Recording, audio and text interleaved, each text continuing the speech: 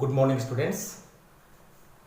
Tagore children academy Surajgarh की हिंदी की online class में एक बार फिर से आपका स्वागत है।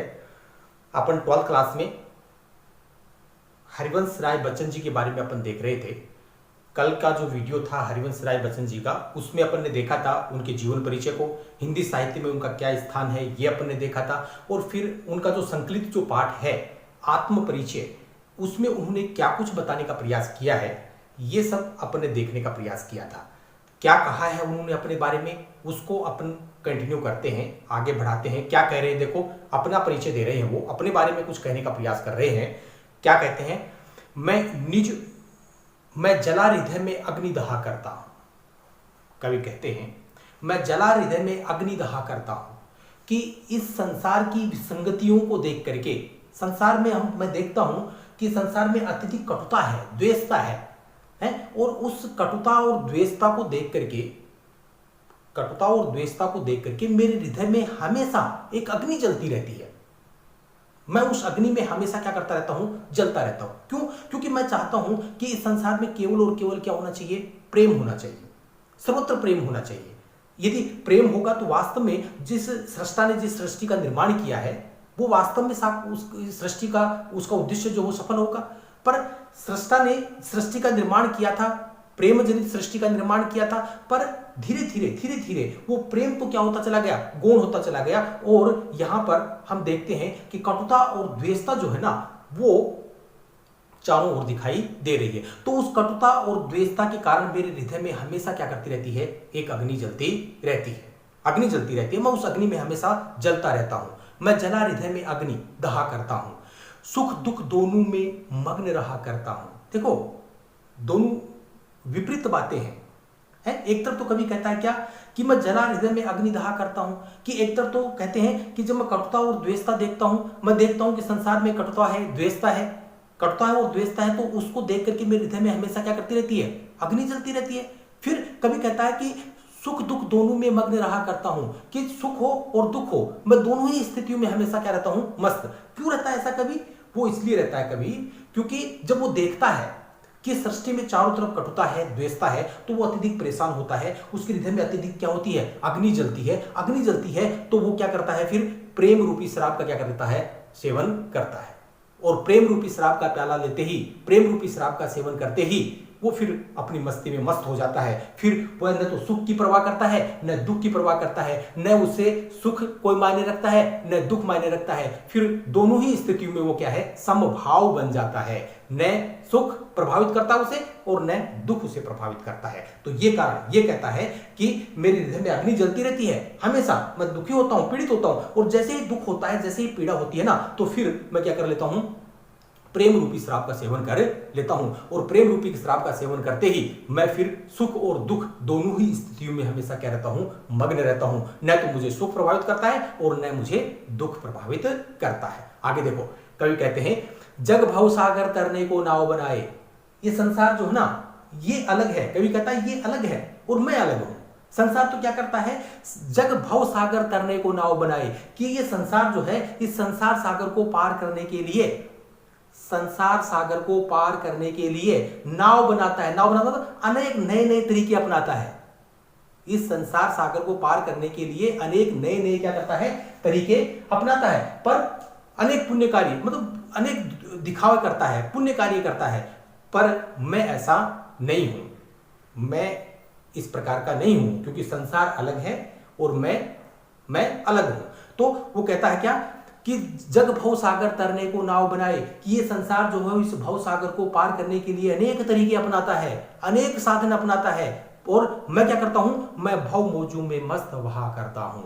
मैं तो इस संसार सागर की लहरों में, भव मौजू संसार सागर की लहरों से संघर्ष करते हुए, क्या करते हुए, संघर्ष करते हुए, अपना कर्म करते हुए निरंतर आगे बढ़ने का क्या करता हूं, प्रयास करता हूं। मैं इन दिखावे के तरीकों को नहीं अपनाता। संसार सागर को पार करने के लिए मैं दिखावे के तरीकों को नहीं अपनाता है। मैं पार करता हूं कैसे, कि मैं भव मौजू पर मस्त बहा करता हूं, कि मैं इस संसार सागर की लहरों पर निरंतर संघर्ष करते हुए, इनसे निरंतर कर्म करते हुए, अपना कर्म करते हुए मैं इस भव सागर को क्या करना चाहता हूं, पार करना चाहता हूं। तो ये कवि ने अपना यहां पर क्या दिया है, परिचय दिया है। यहां पर भाषा जो है वो लाक्षणिक है, ठीक है ना। भव मौजू पर मस्त अनुप्रास और भव सागर में रूपक अलंकार का आप प्रयोग कर सकते हैं, ठीक है। ये देखो आगे, मैं यौवन का उन्माद लिए फिरता हूं। कवि अपने बारे में कहता है कि मेरे अंदर यौवन के उन्माद की, ये कठिन शब्द लिखे हुए हैं आप, इनको आप लिख लेंगे। यौवन का उन्माद, उन्माद उन्माद मस्ती है, यौवन का उन्माद। देखो, मैं यौवन का उन्माद लिए फिरता हूं। मेरे अंदर यौवन के जोश की, मस्ती की कोई कमी नहीं है। जवानी के जोश की मेरे अंदर कोई कमी नहीं है, अत्यधिक है। मैं कुछ करना चाहता हूं, मैं इस संसार को बदलना चाहता हूं।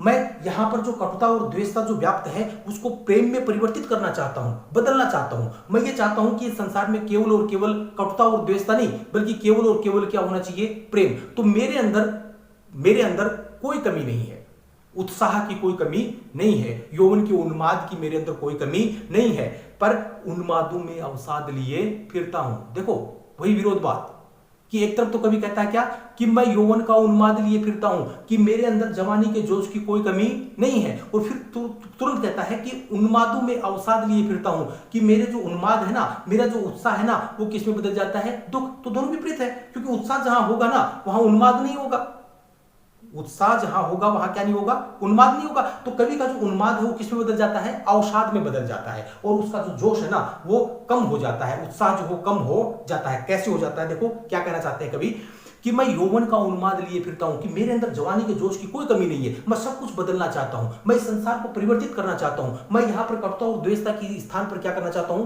प्रेम को लाना चाहता हूं। मैं चाहता हूं कि यहां पर केवल और केवल क्या हो जाए, प्रेम स्थापित हो जाए, पर उन्मादों में अवसाद लिए फिरता हूं। पर मैं देखता हूं कि मैं अथक प्रयत्न करता हूं, अथक प्रयास करता हूं, कटुता और द्वेषता के स्थान पर प्रेम को स्थापित करने का प्रयास करता हूं, पर मैं देखता हूं कि मुझे उस कार्य में सफलता नहीं मिलती। मैं देखता हूं कि कटुता और द्वेषता जो है वो दिन प्रतिदिन कम होने की बजाय और अधिक क्या होती जा रही है, बढ़ती जा रही है। मैं देखता हूं कि प्रेम बढ़ने की बजाय दिन प्रतिदिन क्या होता जा रहा है, कम होता जा रहा है। तो मेरा जो उन्माद है ना, मेरा जो जोश है ना, मेरा जो उत्साह है ना, वो किस में परिवर्तित हो जाता है, अवसाद में परिवर्तित हो जाता है। अत्यधिक पीड़ा होता है मुझे, अत्यधिक कष्ट होता है मुझे इस बात से कि मुझे अपने कार्य में, मुझे अपने लक्ष्य में क्या नहीं मिलती, सफलता नहीं मिलती है। आगे कहते हैं, जो मुझको बाहर हंसा रुलाती भीतर।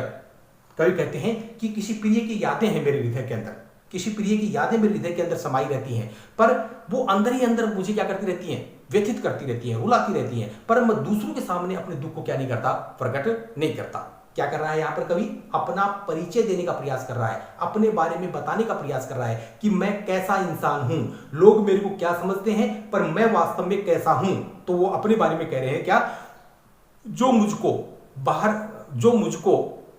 बाहर हंसा रुलाती भीतर, कि मुझे किसी की यादें मेरे हृदय में समाई हैं, और वो बाहर तो मैं अपनी पीड़ा को व्यक्त नहीं करता, तो बाहर से तो मैं हंसता रहता हूं, पर अंदर ही अंदर अत्यधिक पीड़ा, अत्यधिक दुख जो है वो मेरे हृदय को घेरे रहता है, उसकी यादों के कारण। मैं हाय किसी की याद लिए फिरता हूं, मेरे हृदय में किसी प्रिय की यादें समाई है, मेरे हृदय में किसी प्रिय की यादें जो हो क्या है, समाई है, और उस प्रिय की यादों में मैं बाहर तो अपने दुख को व्यक्त नहीं करता, पर अंदर ही अंदर मुझे वो दुख जो है वो क्या करता रहता है, परेशान करता रहता है, कचोटता रहता है। तो ये यहां पर कवि ने व्यतीत किया है, मन के विचित्र अंतर्द्वंद को कवि ने यहां पर व्यक्त किया है, ठीक है ना। और बाहर से हंसना और भीतर से रोना तथा किसी अज्ञात की यादों में खोना, ये इस अंश में छायावाद और रहस्यवाद की झलक जो है वो भी देखने को मिलती है कवि की। ये सब क्योंकि उत्तर छायावादी कवि थे वो, तो किसी अनजान के बारे में वो कहते हैं कि मैं व्यक्त नहीं करते कौन है वो, पर किसी की यादों में वो क्या है, खोए हुए हैं, दुखी हैं। तो एक रहस्यवाद को भी यहाँ पर क्या किया है कवि के द्वारा चित्रित, तो उत्तर छायावाद की छाप जो है वो भी इसमें देखने को मिलती है। देखो बहुत महत्वपूर्ण है अगला पद, ध्यान से देखना, व्याख्या की दृष्टि से भी महत्वपूर्ण है और बहुत ही गूढ़ अर्थ निकल रहा है इसका। कर यत्न मिटे सब सत्य किसी ने जाना, आगे प्रश्नवाचक चिन्ह है, कर यत्न मिटे सब, सत्य किसी ने जाना, अर्थात अत्यधिक प्रयत्न किए गए किसको जानने के लिए, सत्य को जानने के लिए। सत्य को जानने के लिए अत्यधिक प्रयास किए गए, अत्यधिक प्रयत्न किए गए, पर कवि कहते हैं कि कोई सत्य को आज तक जान नहीं पाया। सत्य मतलब ईश्वर, परमात्मा है।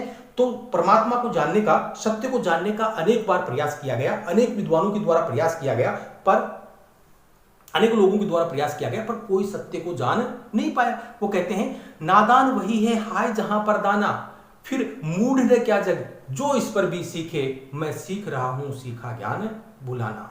क्या कहते हैं कवि इसमें, देखो, कर यत्न मिटे सब, सत्य किसी ने जाना, कि सत्य को जानने के लिए अनेक प्रयत्न किए गए, अनेक प्रयास किए गए, पर क्या कोई सत्य को जान सका, क्या कोई ईश्वर को जान सका, अर्थात कोई नहीं जान सका है सत्य के बारे में, ईश्वर के बारे में। तो आज क्या है, नादान वही है हाय जहां पर दाना, कि आज का जो विद्वान है, दाना ज्ञानी, आज का जो ज्ञानी है और आज का जो मूर्ख है, दोनों की स्थिति एक जैसी है।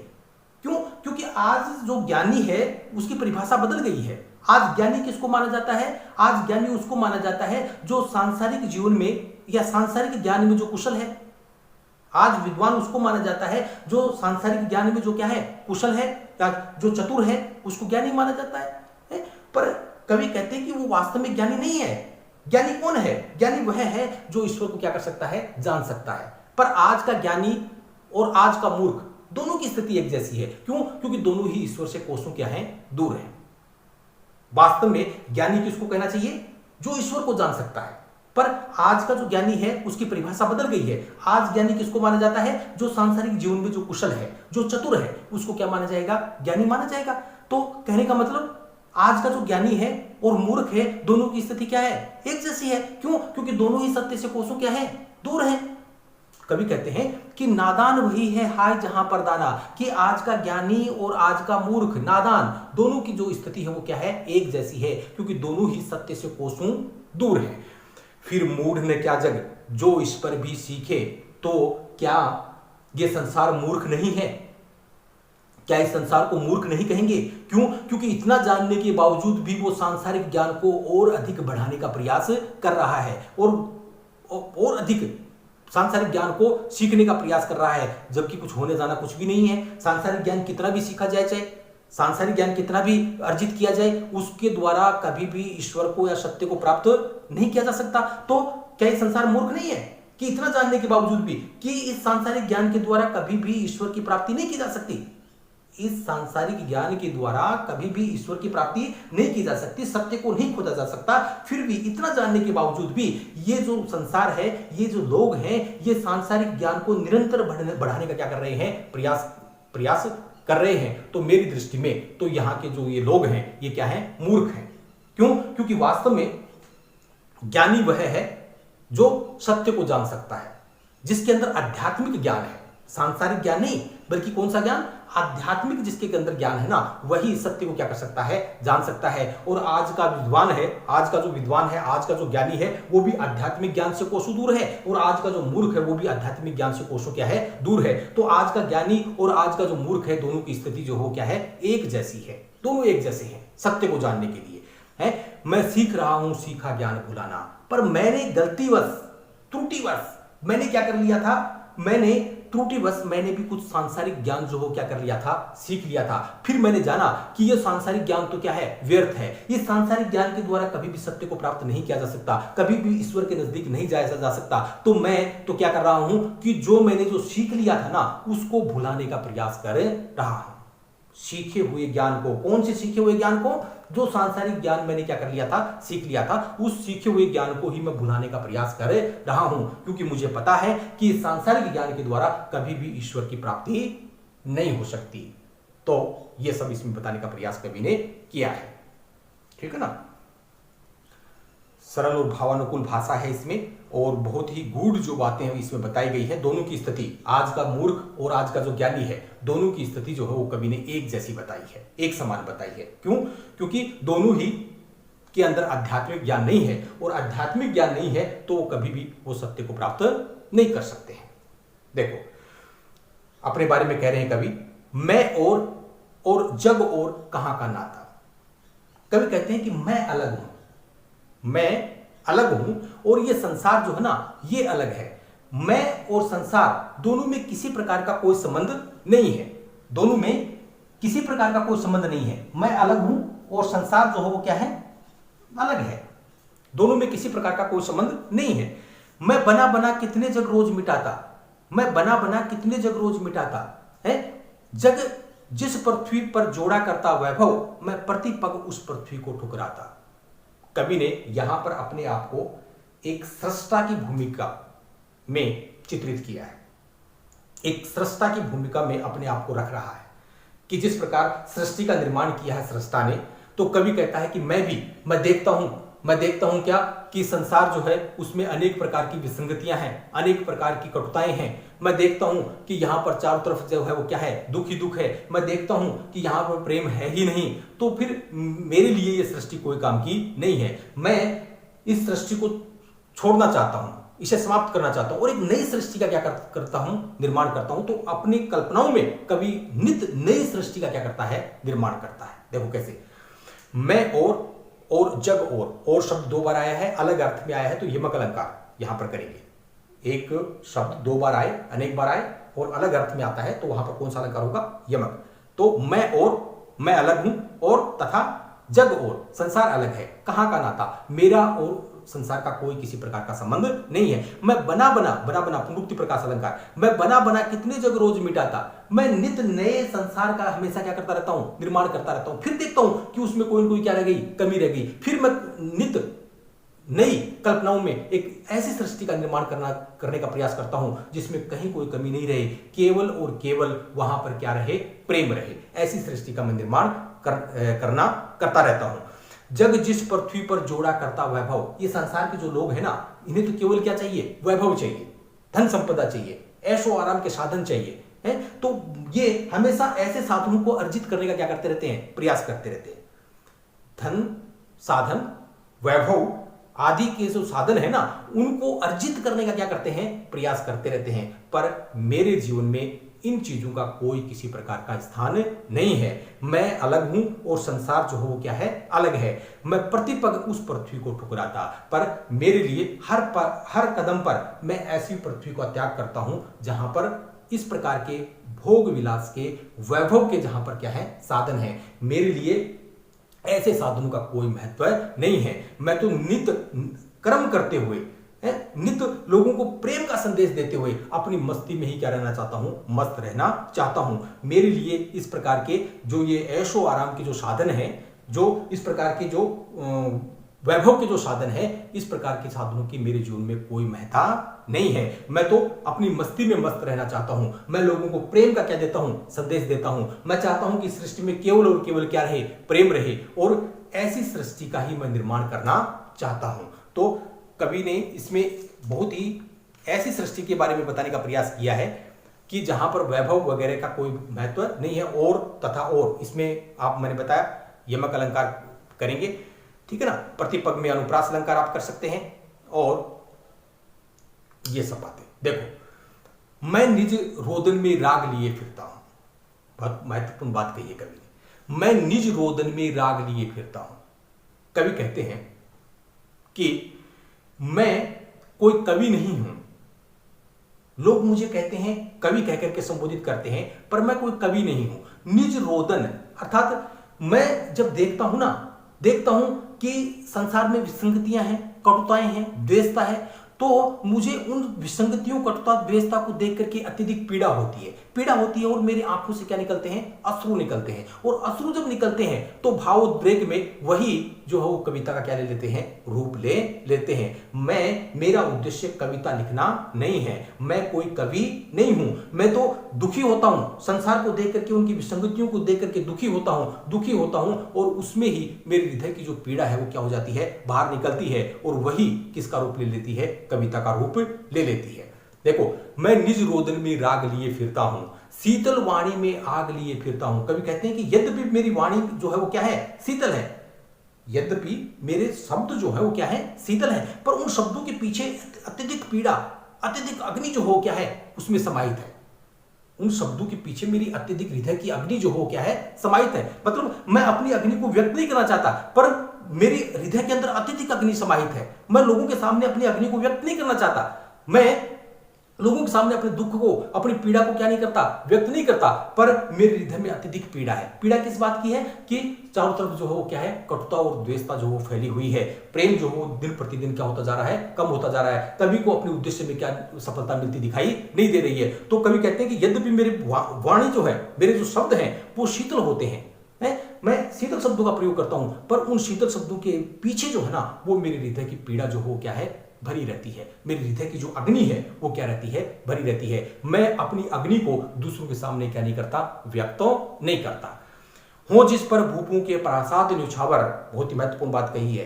हो जिस पर भूपों राजाओं के प्रासाद, प्रासाद महल, न्योछावर, मैं वह खंडहर के भाग लिए फिरता हूं। देखो कवि कहते हैं कि मेरे जो भाव है ना, मेरे जो भाव है वो क्या है, उसमें लोगों की दृष्टि में उनकी कोई महत्ता नहीं है। आज लोगों की दृष्टि में उनकी कोई क्या नहीं है, महत्ता नहीं है, तो लोगों की दृष्टि में वो खंडहर के समान है, टूटे फूटे महल के समान है।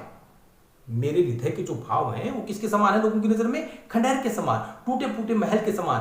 पर यदि उन हृदय के भावों की वास्तविकता को देखा जाए, उन हृदय के भावों की वास्तविकता को महसूस किया जाए, तो फिर उनके ऊपर तो राजाओं के महलों को भी क्या किया जा सकता है, न्योछावर किया जा सकता है। अर्थात मेरे हृदय में मैं लोगों को प्रेम का संदेश देता हूं, मैं अपनी मस्ती में मस्त रहता हूं, लोगों को भी यही संदेश देता हूं कि आप अपनी मस्ती में क्या रहो, मस्त रहो, प्रेम बांटो, सभी के अंदर प्रेम जनित व्यवहार करो।